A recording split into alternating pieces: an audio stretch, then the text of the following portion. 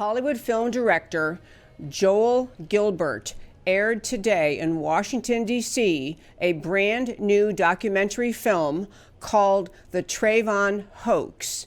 So this aired in Washington today at the National Press Club at 1 o'clock Eastern, and I'm going to tell you the tiniest bit about it, and then I want you to hear a clip, a bit of the trailer that he put out, has been out for the last few weeks. The short story is that this playwright actually began looking into the Trayvon Martin killing in February of 2012, came up with the most shocking fraud played on the American people, played on the courts, until he did his investigation, very few people in America knew. And here, the very wonderful Matt has available, this is a portion of the trailer to the new film, The Trayvon Hoax. My message is to the parents of Trayvon Martin. You know, if I had a son, he'd look like Trayvon. The shooting death of Trayvon Martin was ground zero for racial division in America. Trayvon Martin was killed for wearing a hoodie, quite frankly. I decided to produce a film on how the case affects American politics to this day. It had started as a self-defense case, but then, out of the blue, they found Trayvon's girlfriend. She is a minor child. This phone witness led to the most racially divisive trial since OJ. The girlfriend had written Trayvon's mother a letter. I put it in a box. Did you sign it at the bottom? Yes. What name did you use? Diamond Eugene. My investigation started with Trayvon's 750-page cell phone records. I made a shocking discovery. Trayvon did have a girlfriend named Diamond Eugene, but she wasn't the witness at the trial. To understand what really happened, I knew I had to find the real Diamond. I found a tape where Rachel confessed to prosecutors. Real guilty. Why do you feel real guilty? I ain't know about it. I ain't know about it. And then, finally, I found Trayvon's real girlfriend, Diamond Eugene. I was then able to reconstruct the shocking story of what really happened the month before and after the shooting.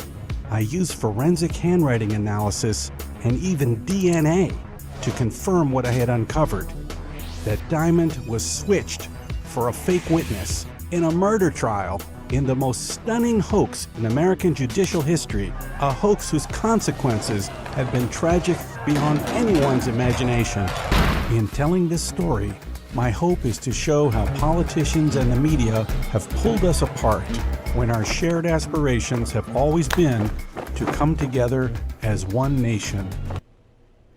Folks, that again is a trailer to a brand new film out today by Hollywood film director Joel Gilbert, played in Washington for the first time this morning, 11 o'clock in the morning, East Coast time, at the National Press Club. In this first 5 today, I want to make just a couple more points about the particular fraud, and then talk a bit for much of that show about what this hoax did to America, how deeply harmful it was.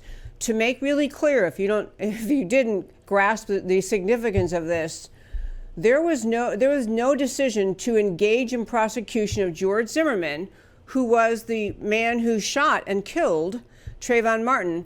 They could not find evidence to back up any reason to even prosecute George Zimmerman because his self-defense description of what happened held up. There was no reason to challenge it. The whole self-defense thing, that Zimmerman was being pinned down by Trayvon Martin, and Trayvon Martin was slamming Zimmerman's head into the pavement. He got blood in the back of his head, and Zimmerman, thought that Trayvon Martin was going for Zimmerman's gun, so Zimmerman got a hold of it first and shot and killed Trayvon Martin. Those facts fit all of the evidence the prosecutors had. What they didn't have is the girlfriend with whom Trayvon was supposedly speaking on the phone at the time this incident got started. When prosecutors looked into finding this girlfriend, they actually found her. You'll find I've actually ordered the book and the full film, but they actually found her, and she, the real girlfriend, Diamond Eugene, was unwilling to cooperate with the prosecutors. I'm going to make a guess that she was unwilling to go along with the story the prosecutors had cooked up, unwilling to go along with the narrative, so she wouldn't testify, wouldn't do it, wouldn't cooperate.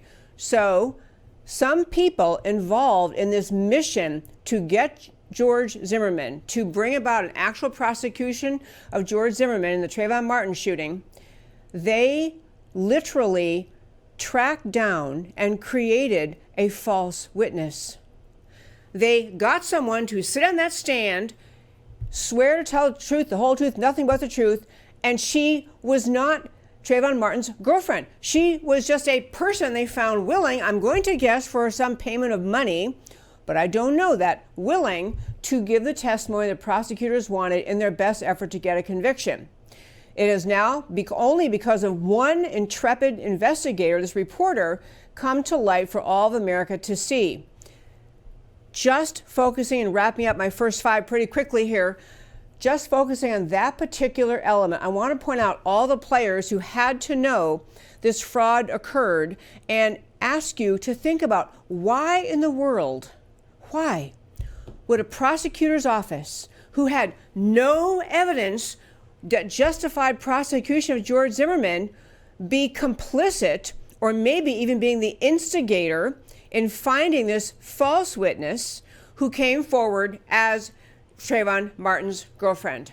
Because when you do that, when you're a prosecutor and you know the person you're putting on the stand is lying, is going to commit perjury, you, the prosecutor, are guilty of the felony of suborning perjury. That is a crime. You are not allowed as a lawyer to put someone on the stand you know is going to lie. So assuming the prosecutors realized that the woman they were talking to was not Eugenie Diamond, but was instead this fake person, this just actress, those prosecutors all were complicit in suborning perjury, as was the defense counsel. I mean, somebody involved found this woman, talked her into pretending to be Trayvon's girlfriend, and allowed her to get on the witness stand and lie. The consequence of this is just astonishing. The consequence of this is that because the trial occurred and the not guilty verdict was issued, we had literally years of damage to America's culture and fabric, years of damage to race relations. I'm going to say something else about this, putting a fake witness on the stand. Who knows how far the circle of knowledge goes? Did the federal prosecutors, the FBI, looked into this case for 2 years after the Florida state jury acquitted Zimmerman. So Trayvon Martin was killed February 26, 2012. Zimmerman was acquitted July of 2013. As of February 2015, the FBI announced they simply could not find any basis to prosecute George Zimmerman. All along the way, how many people came across the fact that this was a fake witness, that the entire case was built on a lie? Locating this witness was the reason that the prosecutors felt they had a reasonable likelihood of success in prosecuting Zimmerman, because they found this girl who was supposedly on the phone with Trayvon when the whole thing went down, only they didn't find her. So this is going to be a real blockbuster. I'm going to tell you that if all these facts were reversed, but somehow it would be a benefit to a conservative, to a Republican, the media would, I'm just telling you, the media is going to squash this story, and that's my point. The media is going to squash this story. They don't want America thinking about how deeply damaging this fake hoax prosecution was to the culture and fabric of America. So this story will go on. One other thing I'll tell you quickly, I'm really interested in actually watching this documentary, reading the book. This guy, in addition to finding out this just blockbuster fact, he also actually dug into Trayvon Martin's life a little more. Among the things that were interesting, and I'll wrap up, he had one interview where he talked about this, and I'll wrap up this first five with this point. He said in an interview, this filmmaker said that when he really dug into Trayvon Martin, he wasn't the angelic future rocket scientist his parents thought he was, but he also wasn't this really bad guy, criminal type that many on the right said that he was. He had been in a lot of trouble. He had been in a lot of trouble, things involving like reckless behavior, fighting, gun dealing, heavy marijuana use, been in trouble in school.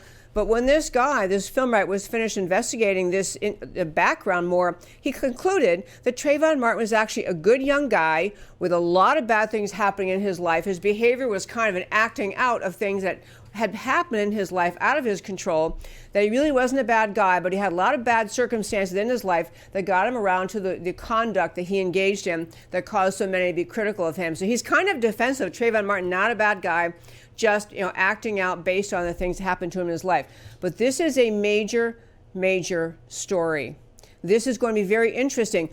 For example, is President Obama, who I faulted at the time, President Obama should have been saying, look, I'm sorry, an innocent young man was killed, and this is terrible. My heart goes out to his family. My heart goes out to him and the loss of his life.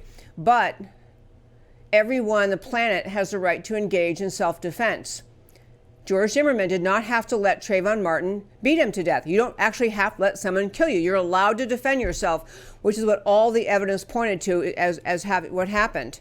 There was never the integrity or honesty among anyone on the American left coming forward to say, well, maybe Zimmerman shouldn't have gotten out of the car, and that's true. Maybe he shouldn't have gotten out of the car that night, but once he did, and the things were set in motion, the unfortunate killing of Trayvon Martin was an act of self-defense, which law in America protects. And that, my friends, is today's First Five.